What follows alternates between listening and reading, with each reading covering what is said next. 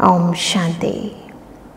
श्राद्ध, जिसका शाब्दिक अर्थ है श्रद्धांजलि। और हम सभी जानते हैं कि हम श्रद्धांजलि किन को अर्पित करते हैं।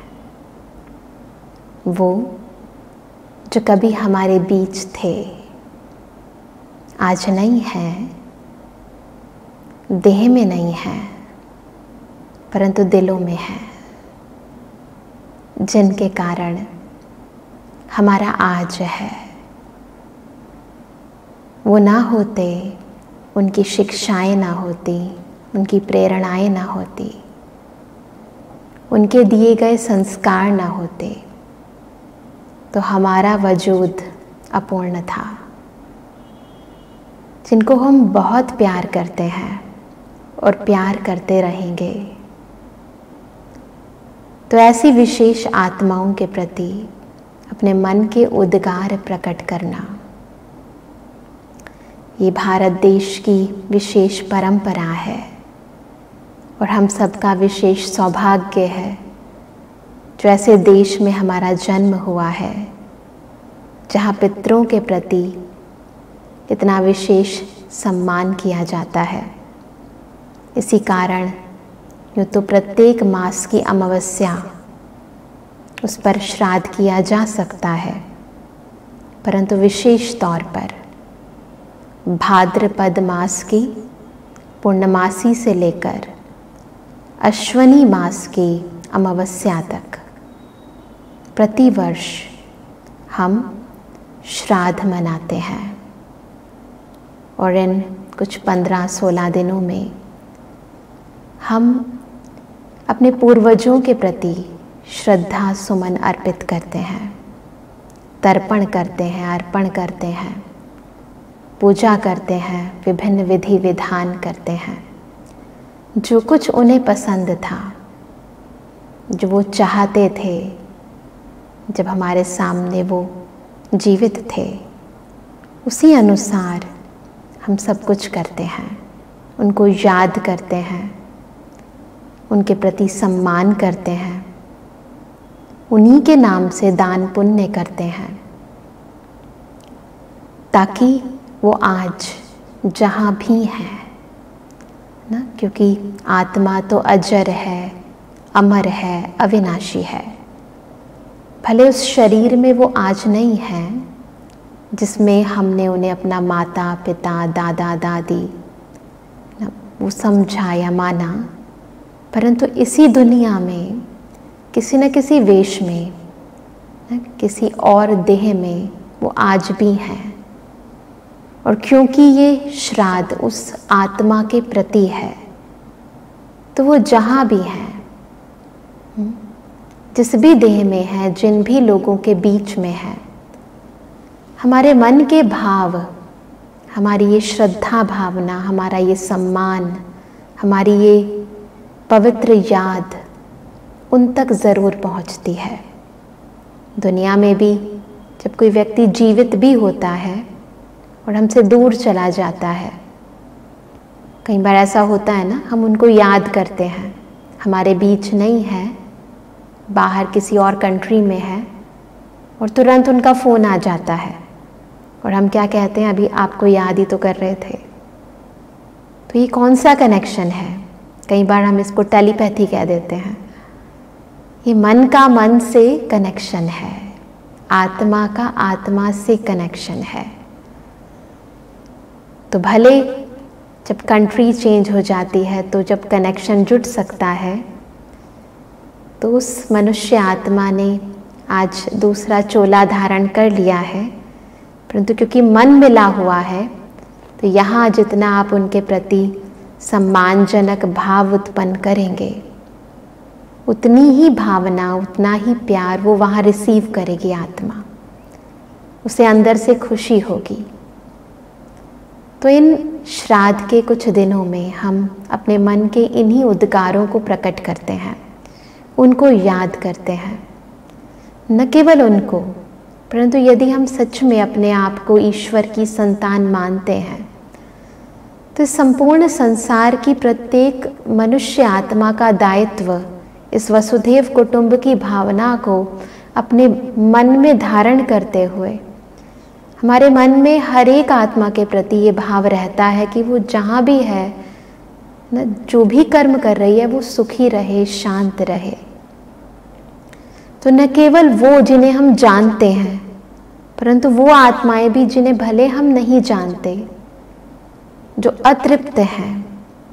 कई बारी हमारे अपनों की मृत्यु या परायों की मृत्यु, जिन्हें हम टेलीविज़न पर देखते हैं या हम अड़ोस पड़ोस में सुनते हैं, नहीं भी सुनते तो जानते तो हैं कि बहुत सारे ऐसे लोग हैं जो अचानक मृत्यु को प्राप्त कर लेते हैं, तैयार नहीं होते मेंटली ना, पहले से उन्हें पता ऐसा नहीं होता, एक्सीडेंटल मृत्यु हो जाती है।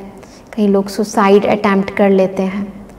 तो ऐसी आत्माएं जो तृप्त नहीं होती हैं, तो ऐसी आत्माओं को भी शांति मिले, उनके अंदर जो अतृप्ति है वो भी तृप्त हो जाए। क्या चाहिए हर एक आत्मा को?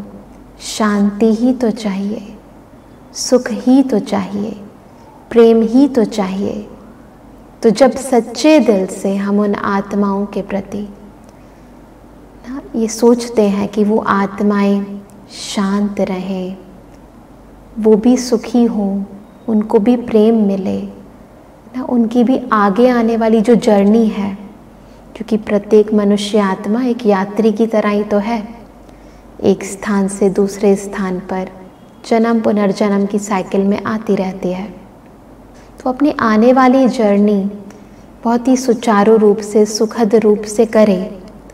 तो ऐसी भावनाएं हम अपने मन में जागृत करें। कई बारी कईयों के मन में आता है, क्योंकि जब हम श्राद्ध करते हैं तो विभिन्न विधि विधान करते हैं, ब्राह्मणों को खिलाते हैं।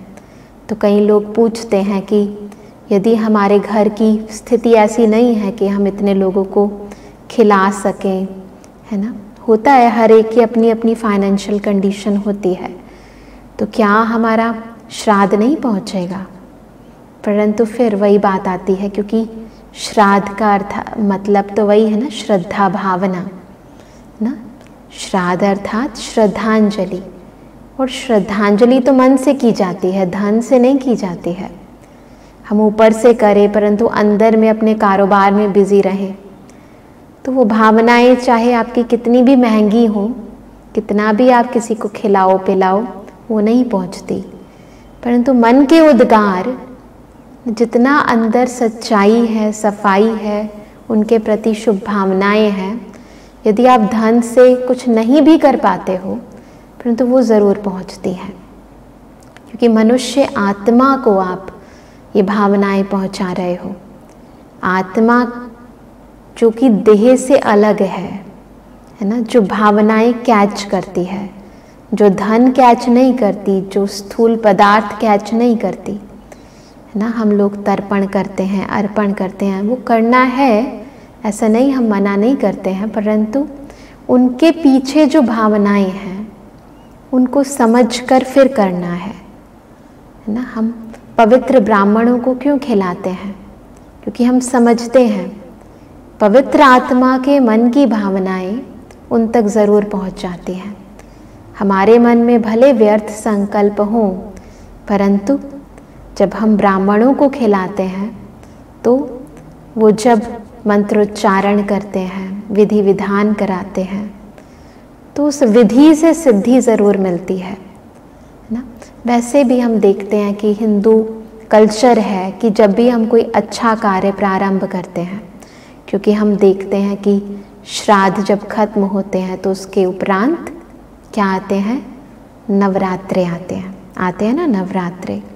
तो सब नए कार्य प्रारंभ करते हैं, परंतु श्राद्धों में नए कार्य नहीं करते। तो कई लोग इसे अशुभ भी मान लेते हैं, परंतु नहीं, यह अशुभ नहीं है।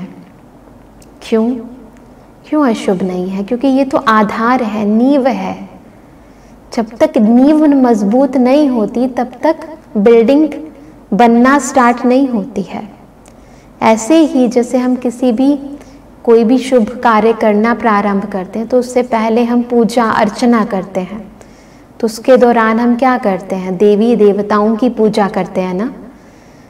और हम मानते हैं कि आज हर एक के कुल की अपनी देवी और देवता होता है, यानी हम सभी देवी देवताओं के कुल के हैं। तो एक तरह से हम अपने पूर्वजों की पहले पूजा करते हैं और उसके बाद शुभ कार्य प्रारंभ करते हैं, ताकि जो भी नेगेटिविटी है हमारी लाइफ के अंदर, जो कई बार ऐसा होता है कि हमारे पूर्वज जो हैं वो किसी कारणवश, है ना, उनकी कोई इच्छा अपूर्ति के कारण उनकी जो मन की कामनाएं रह गई हैं, उस कारण वो नेगेटिविटी हमारी लाइफ के अंदर अवरोध पैदा करने लगती है। हम कुछ करने लगते हैं, फिर रुकावट आ जाती है, फिर कुछ करने लगते हैं, तो कई लोग कहते हैं पितृदोष है। तो पितृदोष ना हो, वो नेगेटिव एनर्जीज का इफेक्ट हमारी वर्तमान स्थिति में, वर्तमान कार्यों में ना पड़े, उसके लिए ये पितृपक्षों के अंदर हम उनको संतुष्ट करते हैं, उन्हें तृप्त करते हैं। तो ये एक विधि है, कोई भी शुभ कार्य, कोई भी नया कार्य प्रारंभ करने से पहले, तो एक आवश्यक तरीका है ना, इसकी आवश्यकता है। इसके बगैर आपकी बिल्डिंग, आपका नव कार्य जो है वो प्रारंभ नहीं हो सकता। तो जब हम श्री गणेश जी का विसर्जन कर देते हैं, तो उसके बाद नवरात्रि आने से पूर्व, नव कार्य प्रारंभ करने से पूर्व, हम इन श्राद्ध के दिनों में उन सभी एनर्जीज को तृप्त भी करते हैं, और वो एनर्जीज जो रुकावट, नेगेटिव एनर्जी जो रुकावट का कारण बन सकती हैं, उनको भी शांति का दान देते हैं, उनको पूजा पाठ, है ना, दान पुण्य के द्वारा तृप्त करते हैं, ताकि नवरात्रों में जो हम नया कार्य प्रारंभ करने जा रहे हैं उसमें कुछ रुकावट ना आए। तो हमें समझना है कि ये विधि है, इस विधि को यथार्थ समझना है हमें, और यदि इसी अनुरूप हम कार्य करते हैं तो आप कोई भी नया कार्य जब प्रारंभ करेंगे आपको दिक्कत नहीं आएगी। तो पितृपक्ष के अंदर ये जो पाक्षिक है, ये जो 15-16 दिन है, इनके अंदर हमें पूरे दिल के साथ, श्रद्धा भावना के साथ, जो भी हमारे पूर्वज हैं, आपके दादा हैं, आपकी दादी हैं, आपकी माता जी हैं, आपके पिताजी हैं, उन सभी आत्माओं को हमें अपने मन के श्रद्धा सुमन अर्पित करने हैं। दिल से कहना है कि आप जहाँ भी हैं, आप जिस भी वेश में हैं, आप सुखी रहें, आप शांत रहें, आपका जीवन समृद्ध रहे, धन धान्य से, सुख चैन से परिपूर्ण रहे, है ना। इस प्रकार से यदि भावनाएं हम क्रिएट करते हैं तो वो लोग वहाँ भी तृप्त रहते हैं और उनकी दुआएं भी हमें प्राप्त होती हैं, है ना। और दुआएं हमेशा मनुष्य आत्मा को आगे बढ़ाती हैं। और कई बार ऐसा भी होता है कि जब वो जीवित थे तो हम उनके मन की कामनाएं पूर्ण नहीं कर पाए, या हमने कुछ ऐसा कर दिया जो उनकी इच्छाओं के विरुद्ध था, तो बाद में हमें पश्चाताप होता है। तो इन दिनों में इस पश्चाताप को भी हम दूर कर सकते हैं, उन आत्माओं से माफ़ी मांग सकते हैं, क्षमा याचना कर सकते हैं, ताकि उनके अंदर वो जो हमारे प्रति भावनाएं थी, क्योंकि आप यदि किसी का कहना नहीं मानते तो डेफिनेटली उसके मन में आपके प्रति कुछ तो भावनाएं होंगी ना, नेगेटिव भावनाएं उजागर हो ही जाती हैं कि मेरा बेटा मेरा कहना नहीं मानता, मेरी बेटी मेरा कहना नहीं मानती।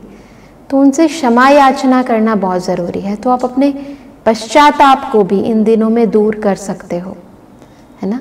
तो कई तरह की विधि विधान होते हैं, परंतु उन सभी विधि विधानों का जो मूल अर्थ होता है वो यही होता है कि उनको प्रसन्न करना। वो जहाँ भी हैं उनको उसी रूप में उजागर करके, क्योंकि हम तो उनको उसी स्वरूप में जानते हैं ना, परंतु उनके प्रति श्रद्धा भाव अपने जागृत करना, उनको याद करना, उनके साथ साथ विश्व की समस्त मनुष्य आत्माओं के प्रति भी सभी सुखी रहे, सबका मन शांत रहे, ऐसी भावनाएं जागृत करना। तो ये नकारात्मक शक्तियाँ, क्योंकि मनुष्य आत्मा भी एक शक्ति है, तो उस एनर्जी के ऊपर विभिन्न एनर्जीज जिनके बीच में हम रहते हैं उनका प्रभाव पड़ना स्वाभाविक होता है, क्योंकि आत्मा अपने को बॉडी कॉन्शियसनेस में रहकर फिर कार्य करती है। तो इन शक्तियों का प्रभाव मनुष्य आत्मा पर ऑटोमेटिकली पड़ने लगता है।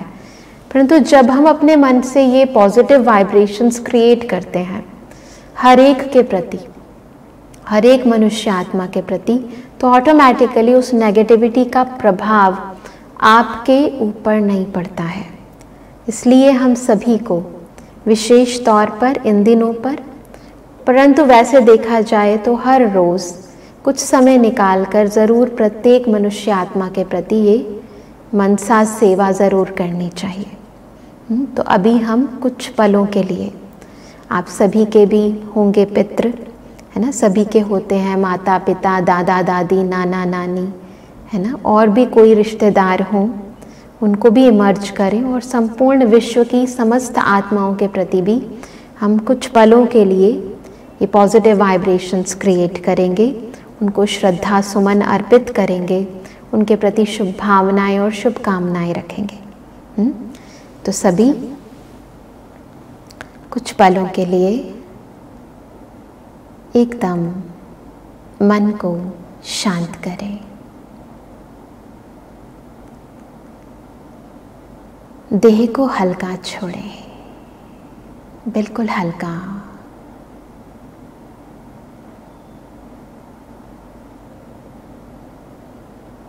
और स्मृति में लाएं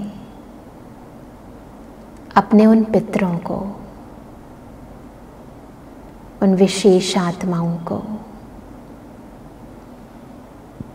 जिनके कारण आज हम इस दुनिया में अच्छा जीवन बिता रहे हैं, जिनके कारण हमारे अंदर इतने अच्छे संस्कार हैं जो हमारे जीवन का आधार है, जो जब थे तब भी हमें प्यारे थे और आज नहीं है तो भी उनका प्यार हमारे साथ है। उनकी दुआएं आज भी हमें आगे बढ़ा रही हैं। मन बुद्धि के सामने उन आत्माओं को इमर्ज करें और महसूस करें कि खुद परम पिता परमात्मा हमारे पास बिल्कुल ऊपर हमारे साथ है। अब दिल से उस ईश्वर को कहें कि हे परमात्मा पिता, ये सब आत्माएं जो बहुत अच्छी हैं, आपकी बच्ची हैं, यदि इनके मन में कोई भी कामना या अतृप्त इच्छा है, आप हम सबके परम पिता हो, आप उनकी वो मनोकामना इस समय वो जहाँ भी है, जिस भी रूप में है, वो पूर्ण करो। महसूस करें कि परम पिता परमात्मा, बेहद के पिता हमारे उन पितरों को शांति, सुख, प्रेम, शक्तियाँ दे रहे हैं। उनकी सब इच्छाओं को पूर्ण कर रहे हैं। उनकी जीवन यात्रा को सुगम, सुलभ बना रहे हैं। उन्हें समृद्धि से, सर्व प्राप्तियों से संपन्न बना रहे हैं। महसूस करें उनके चेहरे की मुस्कुराहट को, उनके दिल से निकलते दुआओं को जो हमारे प्रति वो आत्माएं बार बार देती जा रही हैं। अब दिल से परमात्मा को कहें कि संसार की समस्त आत्माओं को शांति मिले, सब निर्विकारी बन जाएं, सब सुखी हो जाएं, सबका जीवन खुशियों से भर जाए। महसूस करें कि परमपिता से निकलती ये सुखदायी किरणें सबको तृप्त कर रही हैं, संपूर्ण सृष्टि को सुखमय बना रही हैं। अपने दिल के भावों को इसी तरह इमर्ज रखें और शुभ भावनाएं, शुभकामनाएं सर्व के प्रति उजागर करते रहें। सबका भला हो, सब सुखी हो जाएं, सबका कल्याण हो। ओम शांति।